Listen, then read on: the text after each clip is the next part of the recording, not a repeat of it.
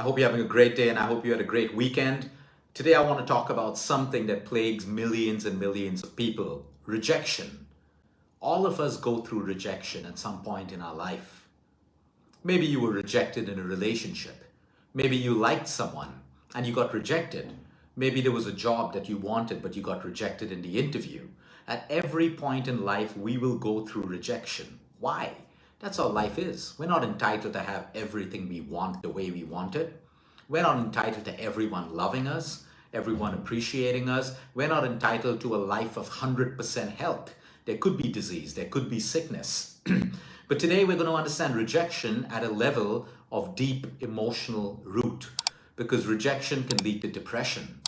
Rejection can lead to you losing your self-worth, your self-confidence. And when you lose your self-worth and your self-confidence, that dictates how you're going to behave in life, in your next relationships, in your family, in your new workplace. Because if we don't handle rejection, the right way, it comes with bitterness, it comes with guilt, it comes with all of the negative emotions, okay, that only ruin us at the end of the day.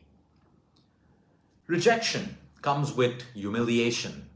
It can come with a sense of defeat. It can come with failure, a sense of failure. It can come with all three. When you're rejected, you could feel humiliated and you could feel a sense of defeat and a sense of failure. And then when you nurture these emotions, it becomes anger. It becomes victim mode. Why me? It becomes envy. It becomes manipulative. It can become deceptive. All of these things happen with rejection. How do we overcome rejection? Do we meditate more? Do we go for more retreats? Do we start eating healthy foods? No, you can do all of that, because anyway, that's all good for you. You have to just change the way you perceive rejection. You see, our lives and our behaviors are shaped by the songs that we listen to, the movies that we watch, the TV serials. So when we see someone getting rejected on television, in a movie or a serial, okay, we believe that the person's reaction to that rejection should be the way that we react to rejection in our life. But that isn't true. That's just a script that is done to derive emotion out of you, to add emotion to the script, to the movie, to the TV serial. While it's entertainment for us, that entertainment soon becomes the way we live our lives. We think that when we're rejected, we should first go into depression, or we should be sad, or we should drink a lot and go outside and party and socialize and smoke joints or shop. You can do all of that. I don't have a problem with that. But the only way to overcome rejection is by changing the way you perceive it. The one thing that I've learned about rejection in my life is you perceive rejection, or you start to see rejection as, number one, protection. Number two, guidance. Now let me explain this to you. Every time you get rejected, you feel humiliated, you feel defeat, you feel failure, anger. That's fine. Go through the feeling. But now ask yourself, why is this happening? Am I being protected? Am I being protected from something that could potentially damage me in the future? Am I being guided onto something that is better than what I've been rejected from? Maybe there's a better job. Maybe there's a better partner. Maybe there's a purer form of love out there. You don't know. You've just become a victim of your feelings. You become a victim of your emotions. And while you must feel those emotions of humiliation, defeat, failure, you feel it for a little while. And then you start to change your perception and view rejection as protection and as guidance. Let me explain this a little more. You see, we are always being looked after by a higher power. Whether you're religious or not, whether you're spiritual or not, doesn't matter.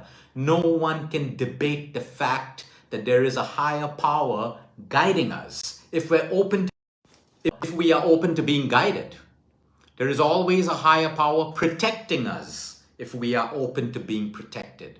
When we come in between these universal forces that guide us and we compromise it, we come in between trying to act smart. We think anxiety and stress and all of these coping mechanisms can actually solve our problems. We're highly mistaken. But when you put yourself into a flow of life, you're flowing. Okay, I'm rejected here. What's the lesson I can take away? What is better for me?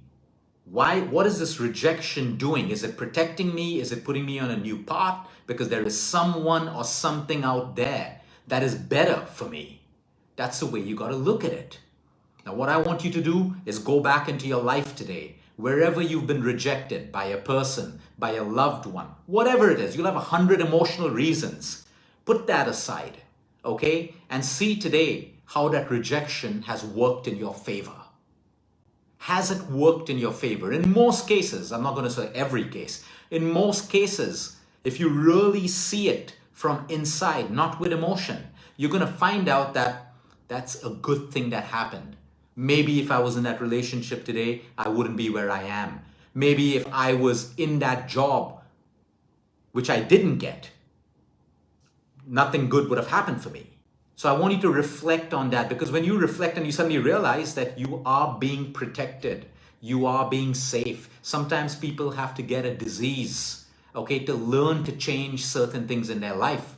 Sometimes we go through pain, physical, at a body level, emotional. There's a lesson that we got to learn. That pain is supposed to teach us to change our path, to be guided in a different direction. It's protecting us. We can see pain as negative. Okay, we can see everything, breakups as negative, losses of job as negatives, pandemics as negatives. But when you separate the emotion, you will find that there is a superpower that is always guiding you. And that's how you handle rejection. It's tough. You love someone, the person doesn't love you back. Okay, fine, you can fight for that love, you can manipulate that love, you can change the way you are to conform to that person to like you better. Maybe you'll win. But finally, your true authentic self has to come out in that relationship. And all of a sudden you start having conflict. And now that conflict makes it the most horrible relationship you've ever been in. Whether it's at work, whether it's a loved one. Any aspect. And now it becomes your biggest monster in your life. So sometimes we have to see rejection as protection. Rejection as guidance. And we got to sit back, not react, and see, what is this rejection teaching me? What part is it putting me on?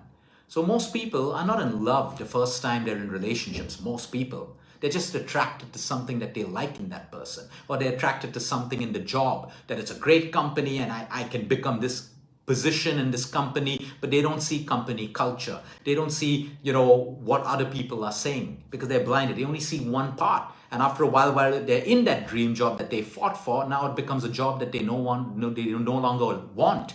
Or it becomes a person in your life that you don't want and you wish, why did I get into this relationship? Rejection was teaching you. Rejection was protecting you. Rejection was guiding you, but you rejected rejection. And you are where you are right now. And all of us make those mistakes. We believe that we should fight and fight and fight and control and manipulate to get. And then we get what we want, but it was not meant for us. And we have to deal with the consequences. And that's okay. That's part of life. That's part of growing up. That's part of living and evolving, only if we learn from it. Only if we learn from it. So again, your homework for today is to go back into your life. Wherever you've been rejected, sit back and now see, were you being protected? Were you being guided? Remove the complaint and the blame, and he was like that and she was like that and that company was that. That's a low vibration. Doesn't serve you, doesn't serve society, doesn't serve anyone. Remove that out of the picture. And really now, from a space of clarity and a space of mindfulness, look at that rejection that you had in your life. Was it protection? Was it guidance? Was it both? And maybe you were never meant to have that job or that person in your life. And life is constantly going to keep changing. That's why the more you resist what life is trying to teach you or give you, the more it will persist until you make that change, until you take that action, until you let go and you learn to flow. Flowing doesn't mean you don't do anything about it. Flowing doesn't mean you've given up. Flowing means you have the wisdom to remove those brakes that you've put on resistance, to go with the flow. Fine, this is not coming easy to me. Maybe it's not meant for me. I've tried, I've done X, Y, Z. If you've been lazy, try harder. If it's still not coming, leave it for a while. It's not meant for you. It's not meant for you. That person is not meant for you. A lot of people who hold on to their partners are doing it from a sense of control, not from a space of love. Very, very few people, because in a space of love, you will let go of it. You will let go of it. But if you're trying to control it, most people don't come from a space of love. They come from a space of control. Because if they lose that control, their ego and pride is going to crash. And no one likes that. None of us like that. So rejection, you view it from a space of and being, protection and guidance. And that's how you will get through the difficult feelings and the negative feelings when you are rejected. So if you get rejected today, feel the pain. That's okay. You're human. Feel the pain. But now also know with a knowing in life that you're being protected, you're being guided, and be open to that. And life will move you into that right path. But the more you resist, life will keep moving you into paths that you resist, which means you are actually attracting what you don't want. When you go into a state of flow, let life guide you. Let life guide you. You can be mentored, you can be counseled, you can speak to your friends, but finally life is guiding you where you are supposed to be. And life is constantly protecting us and it is constantly guiding us, whether you like it or not. Just don't be the obstacle in that beautiful process. Have a great week, everyone. Until next time, eat smart, move more, sleep right, breathe deep, and remember, you care is all about you.